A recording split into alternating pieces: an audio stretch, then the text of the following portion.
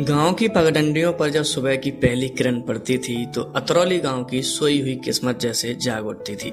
इसी गांव के एक छोर पर बना था मिट्टी का वो छोटा सा घर, जिसकी दीवारों पर सफेदी तो पुरानी हो चुकी थी, लेकिन वहाँ के माहौल में जो खुशबू थी वो किसी महल में भी मयस्सर नहीं थी। उस घर की जान थी कुसुम।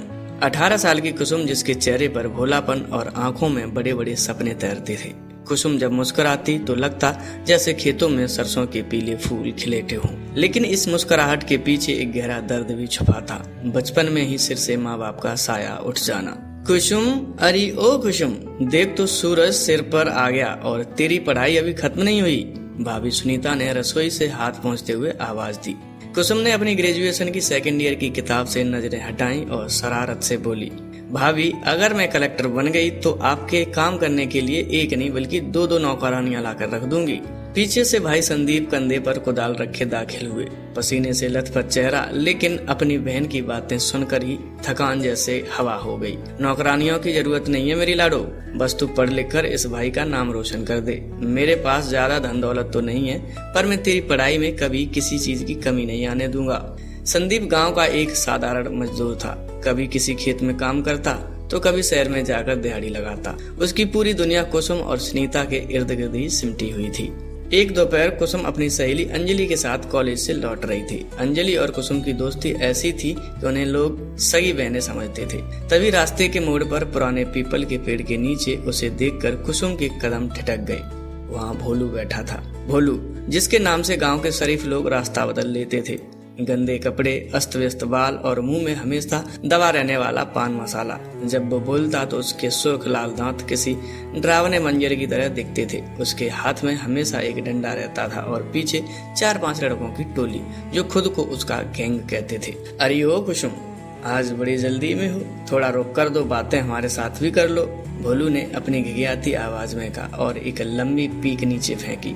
कुसुम ने नजरें झुका ली। उसे भोलू से नफरत नहीं थी, बल्कि उसे देखकर घिन आती थी। अंजलि ने उसका हाथ जोर से पकड़ा और बोली, चल कुसुम, ध्यान मत दे, ये तो है ही मवाली।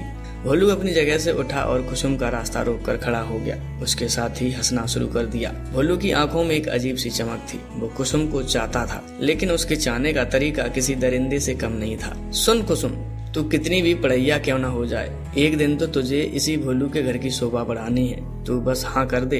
तेरा भाई जो दिन भर पसीना बहाता है ना, उसे पूरी जिंदगी बिठा के खिलाऊंगा। कुसुम को गुस्सा आ गया। उसने हिम्मत जुटाई और भोलू की आंखों में आंखें डालकर कहा, भोलू, इंसान की औकात उसके पैसे से नहीं, उसके चरित्र से होती है। तुम और मैं, हम कभी एक नहीं हो सकते। तुम मेरा परफेक्ट मैच नहीं हो।